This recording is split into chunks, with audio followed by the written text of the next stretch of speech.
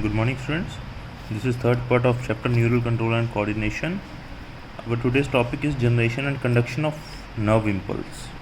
कल हमने न्यूरॉन के डायग्राम के बारे में पढ़ा था कि न्यूरॉन के अंदर जो है क्या क्या पार्ट्स होते हैं और न्यूरॉन जो है हमारी बॉडी का स्ट्रक्चरल एंड फंक्शनल यूनिट है हमारी न्यूरल सिस्टम का।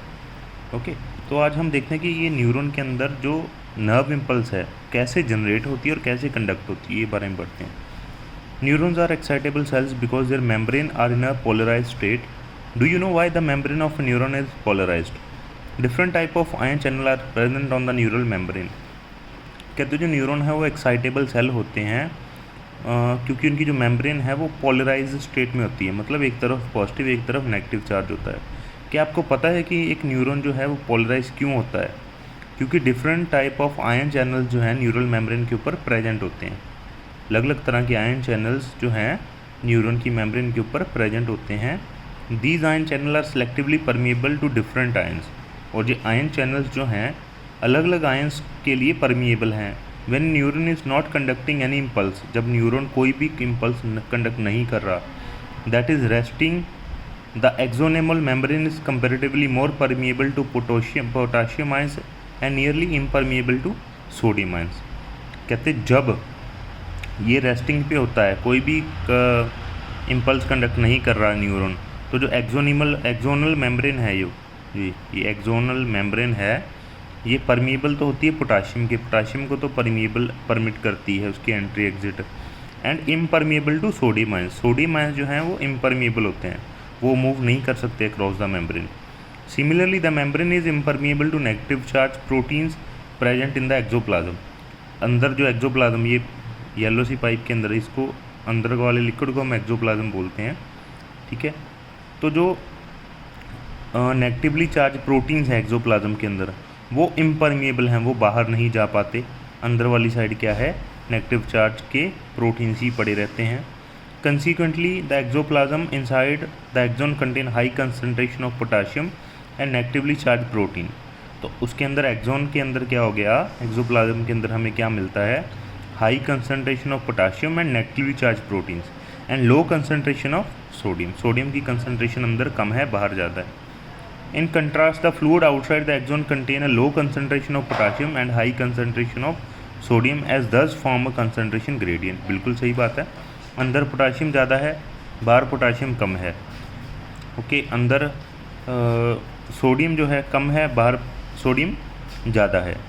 ओके, देखिए फ्लूइड जो है आउटसाइड, उसके अंदर पोटाशियम की मात्रा कम हो गई, सोडियम की मात्रा बाहर ज़्यादा हो गई और एक कंसनट्रेशन ग्रेडियंट बन गया। These ionic gradient across the resting membrane are maintained by active transport, और जो ये आयनिक ग्रेडियंट है ये एक्टिव ट्रांसपोर्ट के द्वारा मेंटेन होता है, जहाँ पे एक सोडियम पोटाशियम पंप लगा होता है। जो 3 सोडियम तो है बाहर पंप करता है, 2 पोटाशियम अंदर। बिल्कुल, यहाँ से देखिए 3 सोडियम बाहर पंप होंगे, 2 पोटाशियम अंदर, तो बाहर की तरफ सोडियम ज़्यादा हो जाएंगे, अंदर की तरफ पोटाशियम ज़्यादा हो जाएंगे। क्यों? 3 सोडियम बाहर 2 पोटाशियम अंदर, 3 सोडियम बाहर 2 पोटाशियम अंदर। Okay, as a result the outer surface of axonal membrane possesses a positive charge. तो बाहर क्या हो जाएगा, पॉजिटिव चार्ज हो जाएगा, और अंदर वाली साइड क्या हो जाएगा, negative charge. Okay, and therefore is polarise, और क्या हो जाएगी, पोलराइज। यहाँ पे देख भी सकते हो, सोडियम बाहर है, पोटाशियम अंदर है। ओके, और दूसरी बात हमने पढ़ा भी था कि अंदर नेगेटिवली चार्ज प्रोटीन होते हैं, तो अंदर वाली मेम्ब्रेन जो है नेगेटिवली चार्ज हो गई, बाहर वाली पॉजिटिव हो गई। ये देखिए, बाहर पॉजिटिव अंदर negative. The electrical potential difference across the resting plasma membrane is called the resting potential. अब इस रेस्टिंग स्टेज में जो इलेक्ट्रिकल पोटेंशियल डिफरेंस है ये मेम्ब्रेन के अक्रॉस, उसको हम बोलते हैं रेस्टिंग पोटेंशियल। अब जो नॉर्मल स्टेट में ये मेम्ब्रेन के अक्रॉस इलेक्ट्रिकल पोटेंशियल डिफरेंस है, उसको हम बोलेंगे रेस्टिंग पोटेंशियल। क्यों? रेस्टिंग स्टेज में है। अब आप सोच रहे होंगे कि जो मैकेनिज्म है जनरेशन ऑफ नर्व इम्पल्स और कंडक्शन का, वो कैसे होता है। अब देखते हैं। जब एक स्टिमुलस आई, when a stimulus is applied at a site on the polarised membrane, the membrane at the site A become freely permeable to sodium. अब सपोज ये ए पॉइंट है, यहाँ पे कोई भी स्टिमुलस आया, जब कहते हैं पॉइंट पे स्टिमुलस आता है किसी पॉइंट पे, तो वहाँ की जो मेम्ब्रेन है परमिएबल हो जाती है सोडियम आयंस के, मतलब सोडियम आयंस फटाफट अंदर आने लग जाते हैं। पोटाशियम आयंस बाहर जाने लग जाते हैं, सोडियम आयंस अंदर आने लग जाते हैं। Okay, this leads to a rapid influx of sodium followed by reversal of the polarity at that side. Sodium अंदर आ गया, पोटाशियम बाहर चला गया, एकदम से बहुत ज़्यादा हाई अमाउंट में सोडियम अंदर आ जाता है, पोटाशियम बाहर चला जाता है, और जो पोलैरिटी है वो रिवर्स हो जाती है। यहाँ पे जो पोलैरिटी है वो क्या हो गई, रिवर्स। ये देखिए, ये पॉजिटिव नेगेटिव था, क्या हो गया, नेगेटिव बाहर चला गया, पॉजिटिव अंदर आ गया। Okay, that is the outer surface of the membrane become negatively charge and the inner become positively charge. The polarity of the membrane at the site is the reversed and hence depolarise. अब जो polarity है ए side की वो दोबारा reverse हो जाएगी और दोबारा डीपोलराइज हो जाएगी। The electrical potential difference across the plasma membrane at the site A is called action potential. अब ए साइड पे जो इलेक्ट्रिकल पोटेंशियल डिफरेंस है उसको बोलेंगे हम action potential, which is in fact termed as nerve impulse, जिसको हम नर्व इम्पल्स भी बोल देंगे। पहले तो ये रेस्टिंग स्टेज में था तो इसको रेस्टिंग पोटेंशियल बोल दिया। अब यहाँ पे स्टिमुलस आई तो यहाँ पे मूवमेंट हुई, पोलैरिटी चेंज हो गई, तो इसको हम बोलेंगे एक्शन पोटेंशियल। यहाँ पे जो अब एक्शन ये इलेक्ट्रिकल पोटेंशियल डिफरेंस इसको बोलेंगे एक्शन पोटेंशियल, और यही एक्चुअल में हमारी नर्व इम्पल्स भी होती है। At site immediately head the axon, that is site B, membrane has a positive charge on the outer surface and negative charge on the inner surface. As a result, current flows on the inner surface from site A to site B. अब देखिए, suppose साथ में एक और point हमने मान लिया B, उसके तो बाहर पॉजिटिव चार्ज ही होगा, यहाँ पे अंदर क्या आ गया, अंदर पॉजिटिव चार्ज आ गया, तो हमें पता है ये करंट मूव करेगा A से B की तरफ। ये पॉजिटिव यहाँ पे आ जाएगा और ये नेगेटिव हो जाएगा, फिर यहाँ वाला पॉजिटिव यहाँ चला जाएगा, पॉजिटिव ऊपर नेगेटिव हो जाएगा। ठीक है, इस तरीके से ये आगे फिर करंट जो है मूव करता रहेगा। Okay,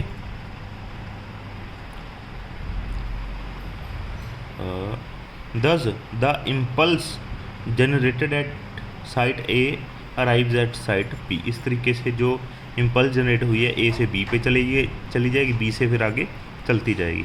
the sequence is repeated along the length of the axon and consequently the impulse is conducted. और यही जो इम्पल्स है आगे चलती जाएगी और इम्पल्स कंडक्ट हो जाएगी। हमने जनरेशन भी देख लिया कैसे होती है जब कोई स्टिमुलस आता है, और हमने कंडक्शन भी देख लिया कि कैसे हो रहा है। The rise in the stimulus induce permeability sodium is extremely short lived. अब एक बात और है, कहते जो जब स्टिमुलस आती है किसी भी पॉइंट पे, तो जो सोडियम की परमिएबिलिटी होती है एकदम से जो हमें मिलती है वो बहुत ही ज़्यादा शॉर्ट लिव्ड होती है, बहुत ही कम समय के लिए। It is quickly followed by a rise in permeability to potassium. एकदम से सोडियम की परमिएबिलिटी होके साथ के साथ ही पोटाशियम की परमिएबिलिटी हो जाती है पहले की तरह। Within a fraction of second potassium diffuse outside the membrane and restore the resting potential of the membrane at the site of excitation and the fibre become once more responsive to further stimulation.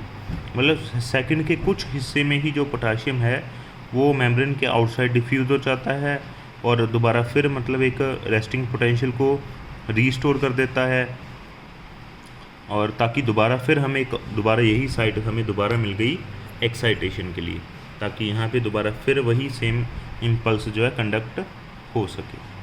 Okay, तो ये था हमारा generation and conduction of nerve impulse. इस topic को आप 2-3 बार ध्यान से पढ़िएगा, इसमें नीट में से भी क्वेश्चन बन जाते हैं कई बार। ओके, तो ये बहुत ही इंपॉर्टेंट टॉपिक है। फिर भी नहीं समझ आए तो आप हमें कॉल करके पूछ सकते हो। Thank you.